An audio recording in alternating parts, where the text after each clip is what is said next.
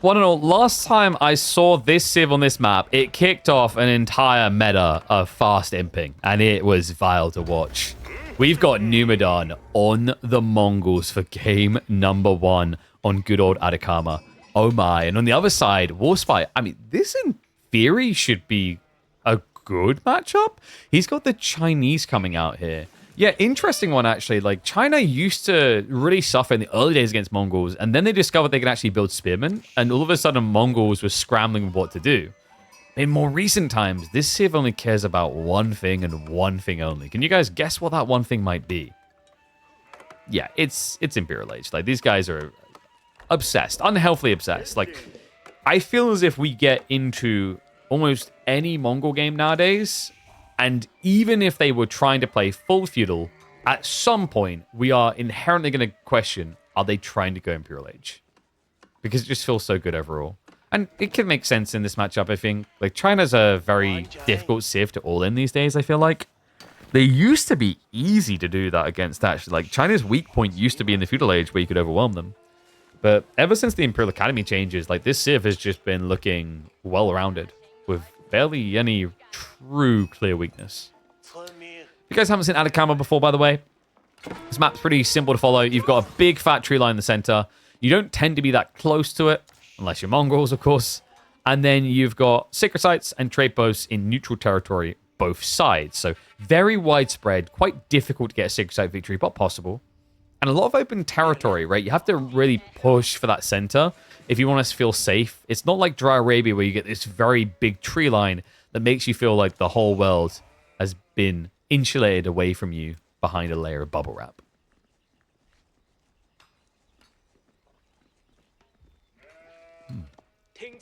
By the way, final week of this, remember? Winner of this goes up against Gully. Gully Deco versus Numidan would be a rematch. Gully Deco versus Warspite, I believe, would be a first. I think Warspite hasn't been as present in these weeklies. And someone's asking, like, why does it say final 2 days? Because this is the final midweek muster. We ran a circuit of 30 weeks. And you know what, guys? We done 31 because I basically reached into my own pocket to fund the midweek All-Stars over Christmas. So yeah, at this stage, it's time to announce my retirement from Age of Empires 4. I'll be taking up a luxurious career as a Doki Doki Universe streamer. Just kidding. I might hang around. But if you guys want me to hang around, you need to click those links whenever they pop up in chat like they just did.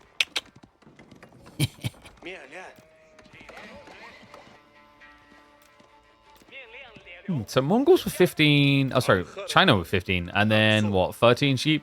A pretty even split all around. In fairness, though, the deer are really close. And Numu, yeah. You can see the greed in his eyes, right? It's already pasture opening. Honestly, I don't think it was necessary unless you wanted to be ultra greedy here. Because, like, technically, you could just deer shove. It's a really easy spawn to deer shove. You only get, what, 5 in the first stack? The 7 stack is meant to be a little bit further away. But you have to remember, like, technically, Numidan was meant to start his TC here. He moved it forward, so it's basically all in range already.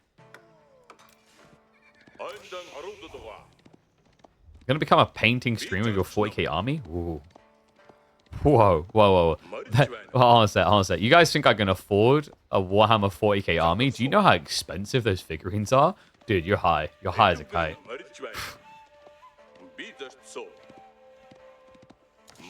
Yeah, like, I don't make Beastie streamer money, man. I'd have to do a subathon just to be able to afford one of those starting armies. Especially the way that prices are going on those things. Woof. So Warspite. I guess we're looking at pro scouts here. Definitely by the gold gathering. Just kind of makes sense. Other side of it, Numidan's gathering with 2 on gold. We have got Magadai. Yeah, and this makes sense. Magadai is a pristine blocker to pro scouts play, actually. This got discovered a while ago, like actually mid-season 9, I believe it was. People really woke up just how good they were. I think in particular when we saw the Kalauga map, if you guys remember, people were like, oh wow, yeah, these are a great counterplay unit. They just are able to deny so much equity on the map. And also, like, the added benefit is that by going Magadai and forcing pressure on your opponent, forcing them to get defensive, reactionary. It enables you to be more greedy, especially when you consider the way that most people would counterplay Magadai is archers. Archers is not a mobile army. Archers is not going to be able to siege into a base easily. Not unless you build a lot of them. And most people against Magadai, they don't want to mass archers. They want to build, like, 8, 9, maybe 10 to hold back what they know is going to be a small group. That being said, Warspite has gone the way of Horsemen. Horsemen's a bit more tricky unless you build a decent chunk of them, because technically the Magadai can actually just outrun you with the Khan's assistance. Without the Khan, they're screwed. But with the Deer Yamstone, this play, I think people discovered this about, I want to say it was 3 months ago. It really started to happen more frequently. It's always good to move the Deerstone forward for Magadai, sure. But it turns the counterplay of Horsemen into something quite trivial. Like, you're barely ever able to touch them. A little bit of an ambitious dive here, though. We'll have to back up for now. And Warspite is adding in quite a few Horsemen. So I imagine we're going to be seeing, what, like 4, maybe 5? You could react with Keshix if you're Numu, but I think his goals lie elsewhere. They lie in the greed. And he's already actively gathering the deer out on the map. Who was it who done this first on Atacama? I think the fast Mongol build. Yeah, it was Lash versus Miyamaika. Miyamaika were Mongols, and you had Lash and Malians. And it was a game that just kind of stuck in your brain. It's when we woke up to just the absurdity of how good and how fast the Imperial build could come in.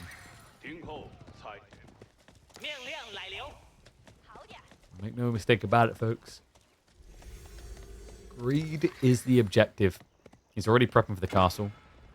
And look at the movement speed now. Look at the toxicity of this as well. Like, this is what makes them so good. I think the big change that really just, you can't overread it, actually, is the Khan and his Falcon. More than that, the fact that the Khan's hunters also give Falcons. Right now, without even going for a second scout, Numidan has a 100% uptime vision on an area in the map. And that means you can just snipe over the tree line. Like, that really was the difference maker. Before this, Mongol players would have needed an outpost in position to be able to see into a tree line, or a Khan to run around the side, right? And that has multiple issues. Extra micro, extra, units to focus on in risky positions, time taken. But with this new generation of Khan play, like, you just press a single button, and you're already shooting the thing you want to kill. We talked about this Deerstone now, right? Like, it's very important that Numidan doesn't get too far away. Warspite is trying to cut him off from retreating towards it, though. Now, look at the movement speed. The Yam, or movement makes him quicker than the Horseman, and the movement speed arrow is going to allow him to full kite. Keep in mind, this is all without Steeled Arrow, by the way. So, although the damage wasn't wild, necessarily, it was good enough to deter. And with a Kurota on the way, this now gives him the option to get Veterancy into Magadai, where it'll really start to hurt Warspite. Yeah, and Warspite, like, think about what he sacrificed to this. He got all these horsemen out. You can say it, like, was necessary to scare his opponent away. But the trade-off now is that all of a sudden you don't have much pro scout, right? Like, I guess it's like the close deer means 2 is not too bad. So maybe he doesn't care about that. And in fairness to him, he is mirroring the castle play. Yeah, I think actually, like, Warspite, weirdly enough, like, at first I wanted to kind of hate this play, but the map probably makes sense of it. If he'd done this on Dry Arabia, this would be kind of disastrous, right? Like, only 2 scouts would be pretty rough. But on maps where the deer spawn's so close, it does make a lot of sense. And love that from Numidan. He intentionally puts the Khan behind the formation to try and save lives. Warspite, a little bit slow on using the A-click there. And there we go, the Khan. Because remember, that this is just a free unit. Maneuver Speed Arrow was then coming off cooldown, though. So a bit expensive. And the Magadai, they are going to get some reinforcements arriving now. The Keshiks are getting in here. He's going to reach the outpost. And that's going to force Warspite away. Okay, so cool idea by Warspite, but did it really pay off? He built 8 horsemen, was that? He killed, what, Khan plus, I believe, 2 Magadai and a Khan Hunter? You've still invested substantially more in the horsemen, right? If Warspite intends to keep using them, it's kind of okay. Otherwise, like, It's kind of a sunken cost type thing. I guess you can use them as part of a dive with lances. But after he sees Keshiks, he just prepped an archery range. And he is vetting the horseman.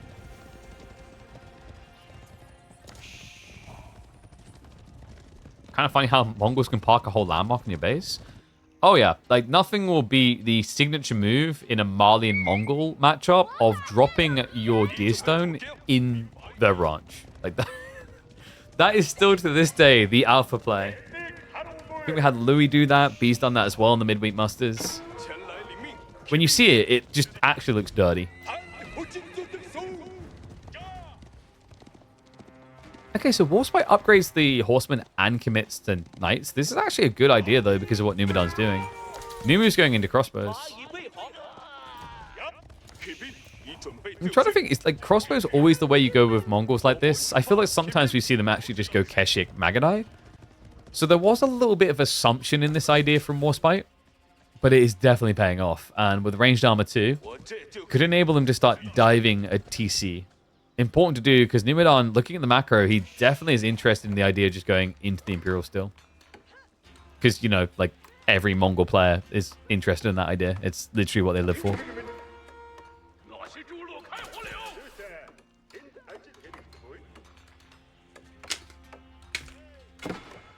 Looks like we've got some output, some walls rather going up. Which just makes sense. There's still Magadai in the play, and obviously, like, quite often we do see Mongols add in another 2 or 3 Magadai just to pad themselves at this age, if needs be. That was deafening. I thought I actually adjusted the volume, but apparently not.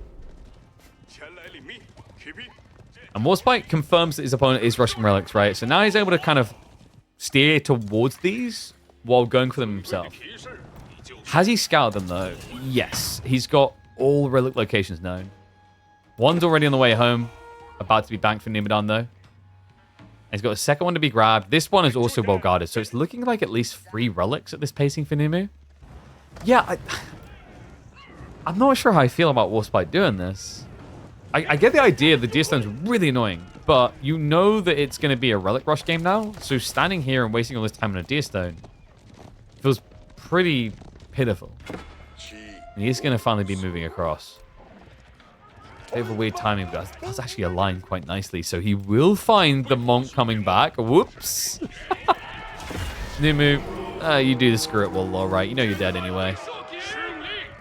So nice to know. Warspite, with his own monk, should be looking to move out towards those deeper relics now. He has really good map control, actually. Like, the cavalry is really threatening for Numu. He's gone mostly crossbows, which means he shouldn't really be coming out the base, especially with the fact that he's trending towards it. Crossbows. So one thing we actually didn't talk about is this is a Kurultai build, which is very unusual. It's working out quite nicely to deal with these lances. He actually mobs them up. Yeah, Khan draws a lot of the aggro away. Well played there. Reaches the TC. Horseman's going to be a little bit annoying, but in terms of like value exchange, it kind of feels like it's at least been 1 lancer for 1 crossbow. If not better. It's a great trade there, but very unusual, really, what Numi done here. We don't see Kurultai often with these fast imp builds. It slows down your timing by like an extra minute, usually at least. But if you can make it work, this makes you absurdly powerful in the late game. It also actually makes you harder to dive once you reach Imperial Age. Most Mongol players rush step redoubt and they rush outpost emplacements to protect themselves.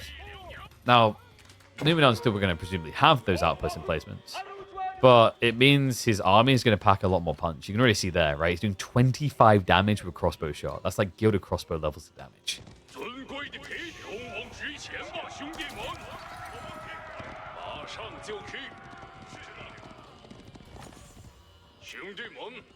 Oh, wait, did he get the... He didn't even move all the way back. This is like one of those weird kind of freaky scenes where you look at a statue and you look away and you look back and it's moved again. This is the weeping angel of Age of Empires 4. Right now onto the ball. Has he run out of food that quickly? Oh, he has. Really badly so. He's got a lot of idle villagers here. He doesn't realize. There we go. Pulls them away now. This is tough, though. Like, having to switch board at this stage when your opponent's about to go into Imperial Age If he rolls knights on the first time, or palace guard, you're in a pickle.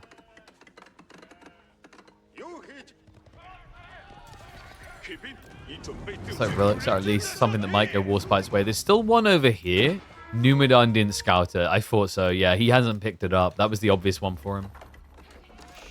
The Khaganate is the obvious play, folks. At 50 economy, this is quite the inflation to your economy in terms of raw unit production. And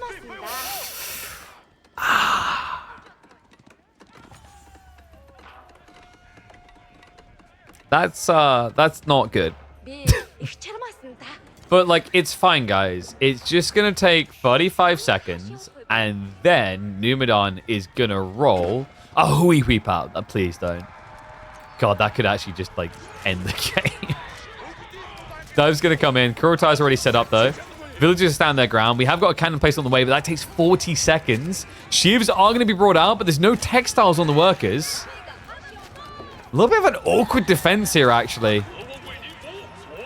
Yeah, and starting to cost him. Look at the worker kill. Stacking up 11 and going up still. Remember, if it was just horsemen, you could kind of get away with this, but this is outrageous to attempt against lancers. Still 2 of them left in the formation. That's an 18 worker kill count and rising. Numidan. Where's the textiles? The Nesta bees as well, man. Like, that is the biggest spit in the face you could imagine here. Worthless and dead. Horsemen take it out. And despite the Kurotai, the damage buff and the health is nowhere near good enough here. Numu, the cannon placement finally completes, but at what cost? It's 26 worker kills now. Warspite is ahead by 30 eco. Which, by the way, is more than making up for Khaganate's effect. And more villagers still to fall. More reinforcements coming in. This is getting ridiculous. Oh, God. Yeah, imagine you spent 17 minutes of your life just to die like this. Like, surely that's GG. Warspite, he's prepping more lancers. I think, like, actually, in a weird way, just getting a forward siege workshop makes sense here. Because the outposts are actually threatening with the cannon placement. It hits really hard. The time being, he's going to reset. Moves across to deal with the Deerstone. Has not moved out for that final relic still. Maybe just assumes that Numidan took it. We can see he never did. We do have Military Academy on the way, so this is going to be Numidan's clutching at straws here. Military Academy does work on the Khaganate. Ramps up production quite a bit. He has got some PG, which is a nice frontliner. The Magadai follow-up is also quite nice because they come out eleted and yeeted. But at this stage, this just kind of feels like Warspite's game to lose. He does need to start thinking about farms soon, or he goes for an all-in. Those are like the two choices. You either prep yourself for the late game, which could be risky. You're going to allow the Mongols to build up an army. Or you just play wide onto berries, etc., and like all in. I would say that, funnily enough, also has a risk to it because of the Magadai.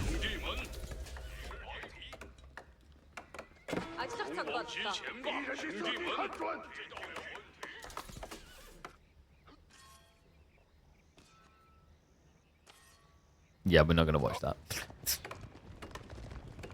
So the comment about making step readout is true. It would have got you there a lot faster. I don't mind the idea of what you conceptualize with Kurotai, but I think the problem here with Numidan's strategy is like he loses all these outposts and he relies on the idea of a cannon emplacement instead of setting up double spearman emplacement. Think about how much more reliable that defense would have been with spearman emplacements. You probably would have lost villages still, sure, but maybe more in the range of 15 than 32. That fight was long. A lot of workers died. And if you think about the spearman shots coming through, like, you know, when we were at, what, 12 worker kills, I think there was 2 lancers left alive on the dive. And those lancers, charges going to come in.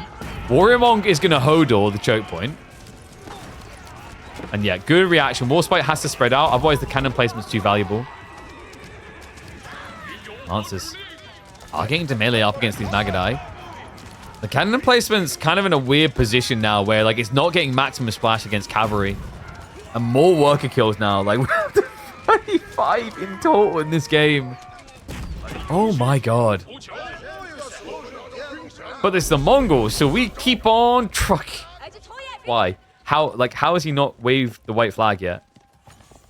We're 20 minutes in and you have 28 villages. Right? Like, this should be GG territory.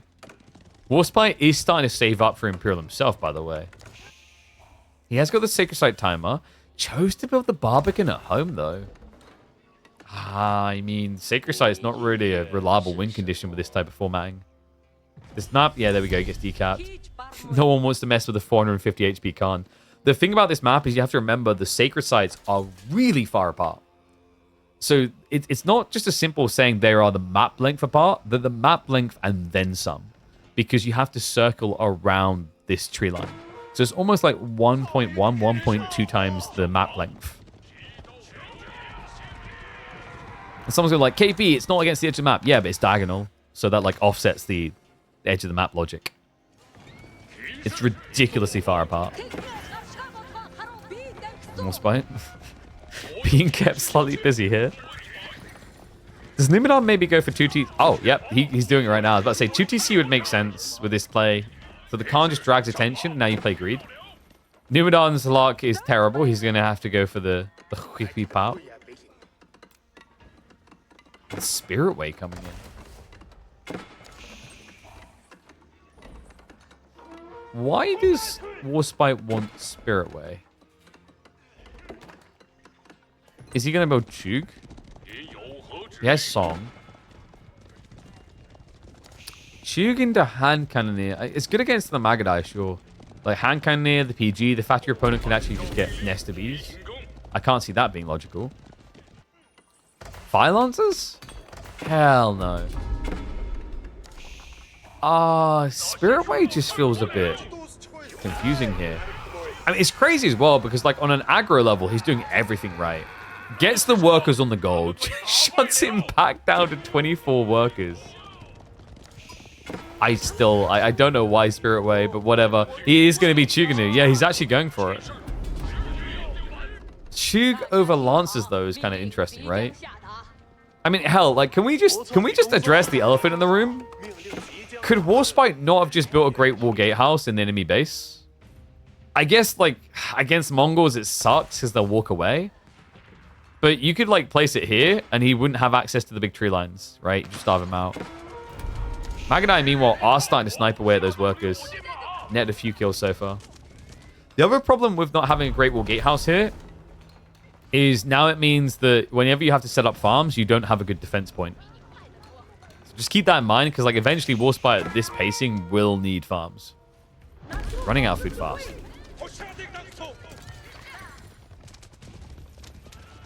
Classic Numenor Mongol game.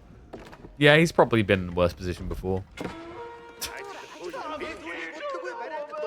Gold is a very big problem, by the way.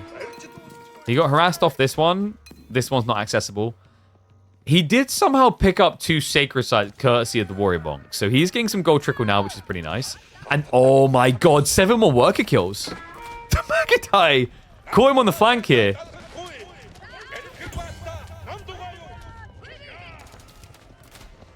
Wait, actually, yeah. Like, I mean, Faye's going in a different direction from what I'm thinking, but I'm going to go there.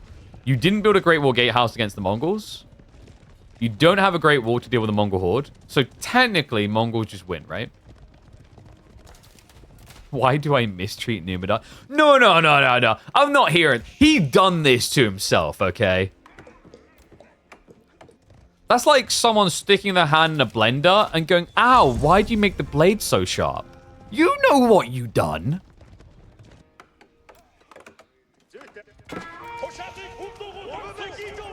It's like putting your mouth around the rim of like toxic chemical waste in a barrel and chugging it down and going, oh man, why did you make the danger warning label look so cool? He chose the Mongol way. And he can pack it up and move on to the next map. Unless he somehow wins, in which case, just stay here forever. We do have farms now coming in from Warspite. And the Lancers are coming around again, but this time, folks, look at the army size. Yeah, it's actually pretty decent. Like, why is Warspite... He's building Chug, but he's building for what? Like a mass comp to go? Surely waiting longer is bad here. Like, does that not leave your hand very weak with the Zugzugs? Because I'm just thinking there could be free Nest of Bees for all you know, right? Like, free Nest of Bees and you're dead.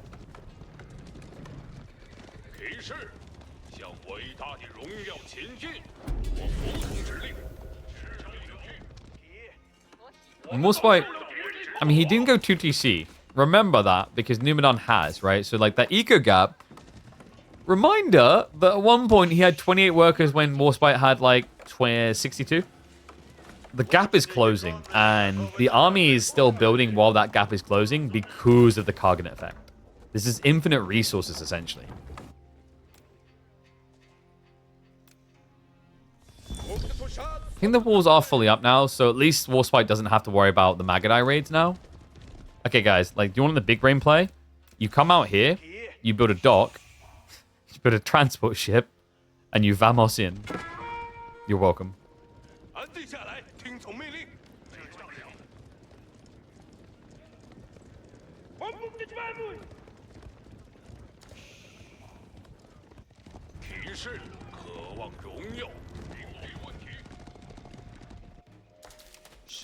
Warspite is finally making his move, by the way, but he's doing it in a bit of a weird fashion. He split his army into 2 groups. So Zug are actually unguarded. So, like, if Numenor sees this, he can deal with one army and then deal with the other one afterwards. His counter is good enough for that. He's got a second nest of bees on the way, which makes it even easier, actually. There is a handful of horsemen, so you have to be a bit careful against them with the knobs. Lancers have been fully upgraded. He's starting to dive the base, though. So the idea here, I see what Warspite's trying to do. He's trying to force a reaction, then dive the Lancers. But, like, this is... I mean, this isn't what I call an emphatic victory moment. You're still playing raider mode against someone that you assume doesn't have much to raid. Or even worse still, he totally forgot about them. Guys? Guys? There's a war right now. You just stand there and look pretty with your feathers. Got it. And oh boy, he actually brought the knights. Okay, so breakthrough on the wall here. The army's on the way home. And he is rallying reinforcements, but like Numenor, he's getting away with this. I don't even know where to begin with this game. This feels like the most absurd game of the week. And we've had some decent contenders for that already, but this might just take the cake. How is he? Like, he was down to 22, I think it was. 22 villages around 20 minutes. Like, that's insane. This civ is insane. What?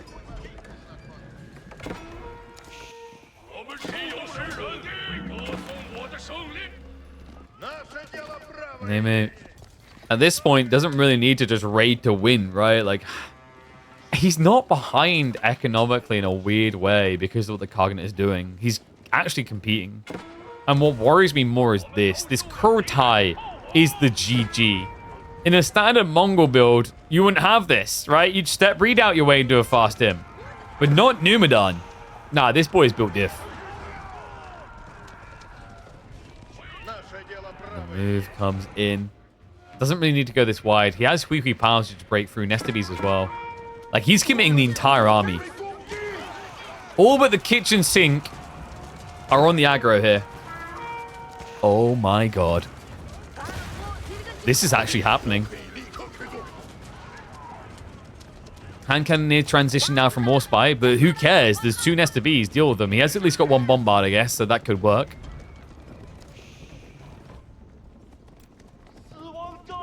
But just imagine how this game looks if you have a Great Wall Gatehouse here on the farms. Huihuis would still threaten you, but you'd have time. Now, you don't.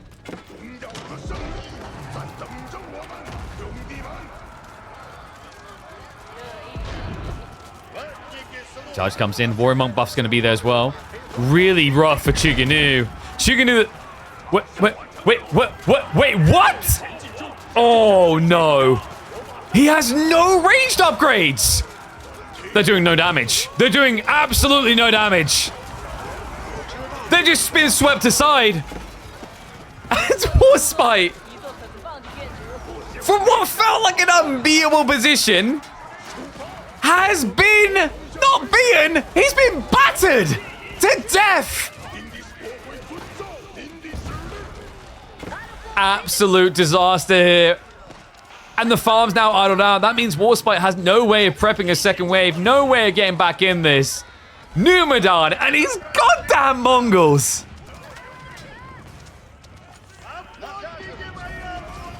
No Nubudan here. No, this man is a master. And he should be rightfully feared. I cannot believe this. What an absurd game one in this best of 3 in the final week of Midweek Muster. Numadon has to have a little smirk on his face at this one. Guy's in full chill mode at this point. A-click and move, boys. A-click and move. Army's going to try to react, but at this stage, for what? What do you guys think? Like, what was the difference that was needed here for Warspite? Like, my personal feeling, I feel like, you know, just slow down, get some siege, and actually permanently start to remove things. Like 1 or 2 trebs maybe, right? And just camp it. I can see that. Maybe even with his strategy he chose, if he kept the aggro up, possibilities, but those possibilities have fully evaporated. The only possibility left for him is to type GG in and go to game number 2. Make knights and dive him? I think the thing about like the idea of make knights and dive him was like, it's all well and good until you realize there's not much to kill. Like actually, he had him so low on villages. He had him at 22, right? 22, well, that means he can protect almost the entire economy between the outpost and the TC. What you actually need is a way of killing the outposts. Maybe keep, maybe like, maybe they could have just burned down the outpost, maybe had enough of that, or maybe it's just simple as going back and building some rams from a clock tower. And then again, he didn't go clock tower, right? But even just like siege engineering, forward rams, something like that. Instead, it is gonna be a Mongol victory. You don't deal with the ifs, the buts, the maybes. We'll deal in the definitives, and this is a definitive statement out of the Swede. Something Mongol imp OP, I'm pretty sure is what I'm gonna read in the comments after this one.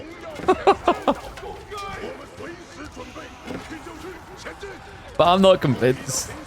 I think Warspite had him bent over the barrel, dead to rights. And Numadon's resistance, his resilience to the idea of waving that white flag is why he stands here victorious. He put the ball in Warspite's court. He said, make the right moves or lose the game. And Warspite played himself out of a checkmate.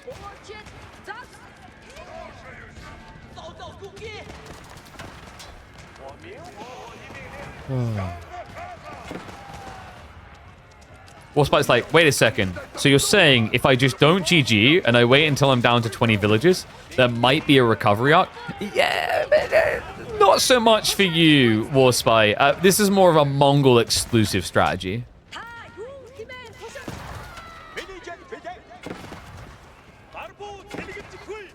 Oh, looks like he's going to step up. I think this is probably where he gets caught out. Gallop's on cooldown, so I guess he'll get away. What's missing here? Numadon, his Hui Power isn't here yet, right? He's got a new one coming? Or he forgot about it? He forgot. Sir, you're needed. If you just like to move up, we can end the game. Sir? Sir? I think he's deaf.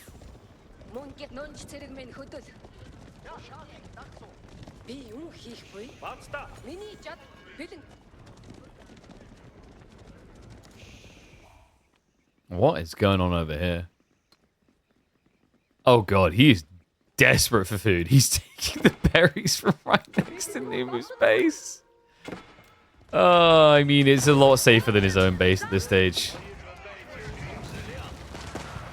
Alright, the Hui Power is now coming in, and that should just convince Warspite the game is over. Like, I can't blame him for not calling GG. I mean, first start, Numu didn't call GG. But the more important thing is, do you really want to lose like this? The answer is a definite no. Hell no. Like, at this point, if I was in this game, I'd be going, no, no, no, no, no, no, no, no, no, no, no!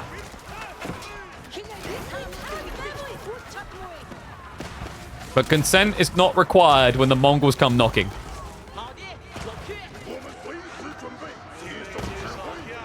Oh dear, oh dear. If you like what you're seeing here, guys, make sure you subscribe to the channel. This one is definitely making it onto the channel. This is like the most absurd Mongol comeback I think I've seen. 22 villages. Warspite had almost triple the economy and more military. But not anymore. No, now it's his turn to get absolutely butchered. Wee's already sieging into the castles. That's not going to keep him alive for much longer. And Warspite, at this stage, mate, you just have to accept your fate. Own the loss.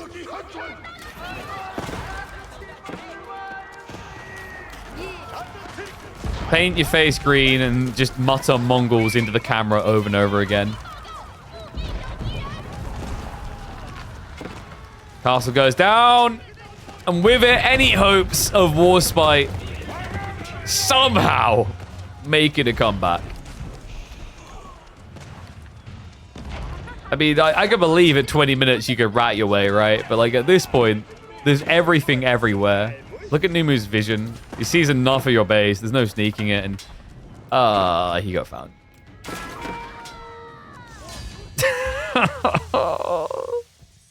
What do you think, folks? The most absurd Mongol comeback ever?